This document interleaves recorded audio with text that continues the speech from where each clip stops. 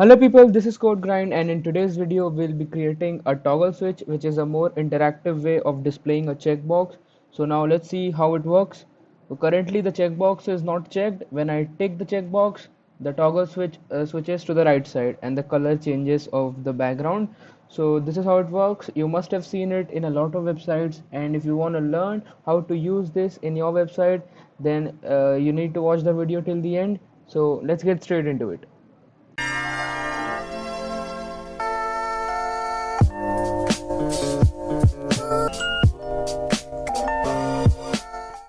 So here I've got the basic HTML layout ready. I have linked an external CSS file. Let me zoom it in a bit. Yeah, so I have got this external CSS file in which we will be doing all the styling part. I have got a fonts from Google Fonts which we'll be using for all the text. Its name is Poppins. Now let's get to the HTML part. So let's first create a div with the class container. Actually, we don't need the class. We just need a div to wrap the things. Now let's get h1 toggle switch. X. Then let's create a form, and inside that we will have a checkbox.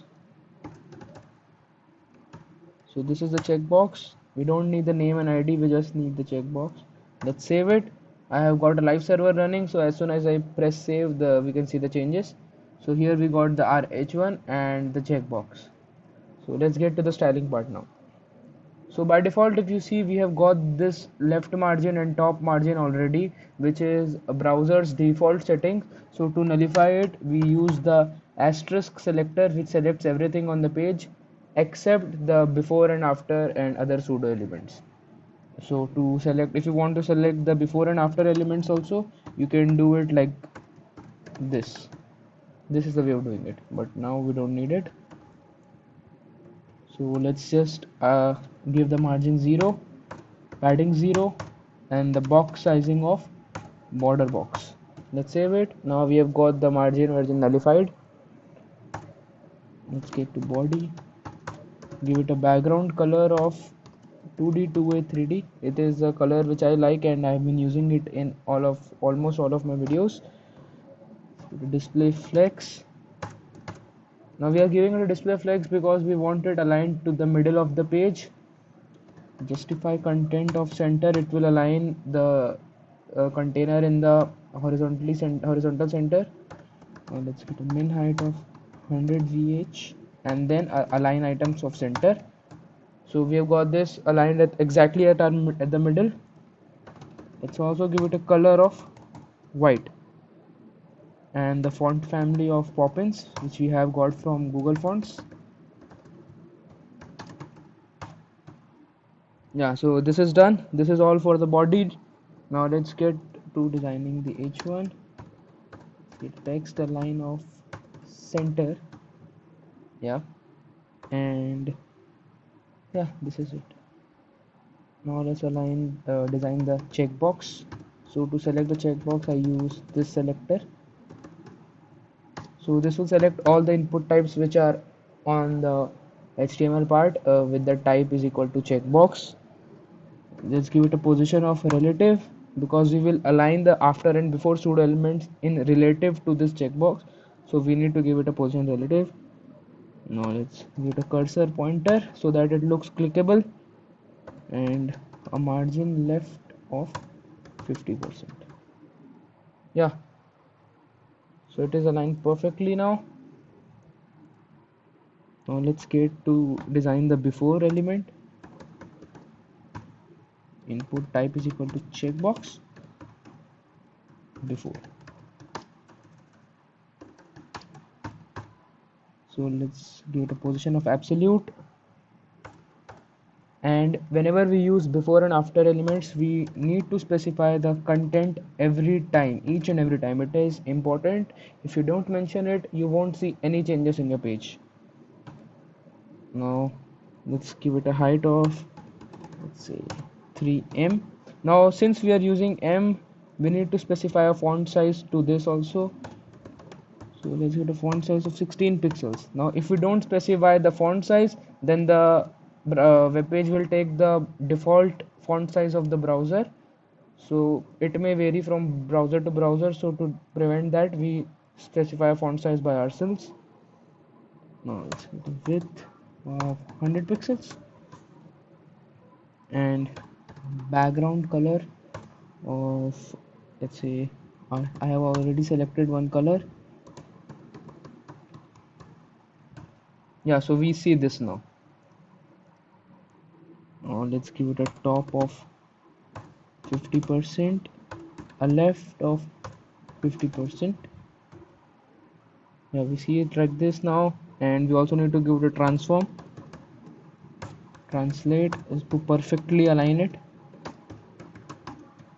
So now this is exactly at the center. Now if you see, if I give it a top 500%, we see it is exactly the horizontal center. And if I give it a left of 500%, you see that it is exactly at the vertical center as well. So this is how you can align it exactly at the center. Now we also need to give it a border radius to make it a bit curvy. Yeah, it is curvy now. Did we miss anything? No, I guess that is it. Now what we need to do is, here comes the important part. Checkbox not checked. I will explain it to you what I am doing right now after I write it.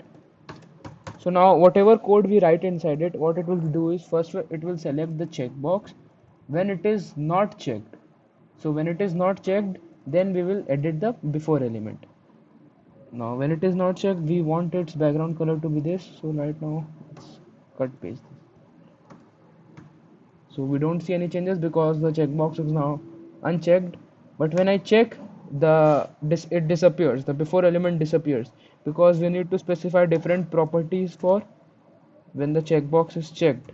So like this, so this will select the checkbox when it is checked, and it will change its background color to, let's say we select sky blue.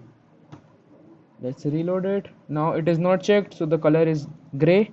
When it is checked, the color becomes blue. Let's give it a transition so that the changes are smooth. Yeah, so this is all about the before element. Now let's design the after element. So the after element will be the circle, which will act as a switch moving from left to right. Let's give it a position of absolute as well, because we are going to position it. Now the most important thing, the content. And now let's give it a height of 3.5 rem, 3.5 m, because its height is 3 m, and we want the after element to look slightly bigger than the before element. So let's give it a height of 3.5 m, width of 3.5 m as well, and we need to give it a border radius to make it round. Border radius 50% is good. Now a background color of, let's say, dark can. So here we can see it right now. Let's go to box shadow. We will do the positioning afterwards. 2 pixels, 2 pixels, blur of 40 pixels, and say color of black. Yeah, this is it for designing it. Now let's position it. So again, for positioning it, now we will use these selectors. Let's copy it. Let's remove this, and change it to after. Yeah, so now what this will do is, it will select the checkbox when the checkbox is not checked, and this selector will select all the checkboxes when the checkboxes are checked. So let's put this inside here. Oh, let's leave it, because the checkboxes color will not change anytime. Now when it is checked, we need to specify the position, a top of 50%. So this goes like this, a left of minus 50 pixels. Now why am I taking minus 50 pixels? This is because we have specified the width of the before element as 100 pixel, and we need it exactly half of that, so we give it left of minus 50 pixels. Now we also need to give it a transform translate y. because it is down a bit. Translate y of minus 50%. Yeah, now this is positioned perfectly. Now we need to go to the checked after, and a top of 50% will be there as well. Now since the top part is common in both of them, let's put it over here only. We don't need to mention it every time. The left will only change. Left will be 63 pixels. Now why will the left be 63 pixels? The reason is because I will show it to you afterwards. Transform of translate y of minus 50% again. Now when I check it, it switches. So let's also give a transition so that the effect is smooth. Transition of 0.3 seconds. Oh, we also need to give the translate x. Translate x will be of minus 100% and y will be of minus 50%.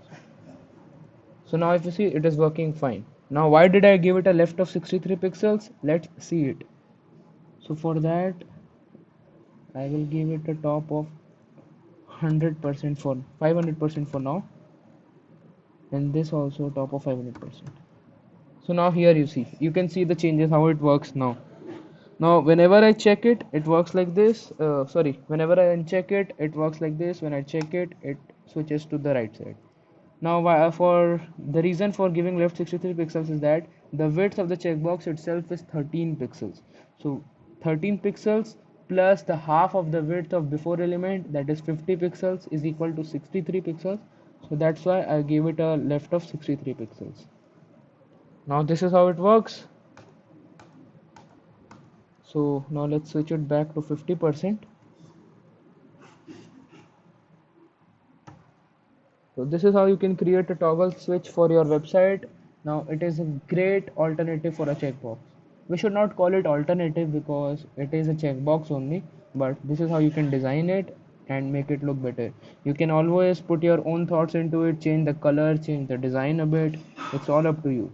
If you have any doubts regarding it, you can drop a comments on the comments box and I will definitely clear every one of your queries. Now if you like the video, don't forget to subscribe to the channel for more such amazing tutorials on CSS and JavaScript, and thank you for watching.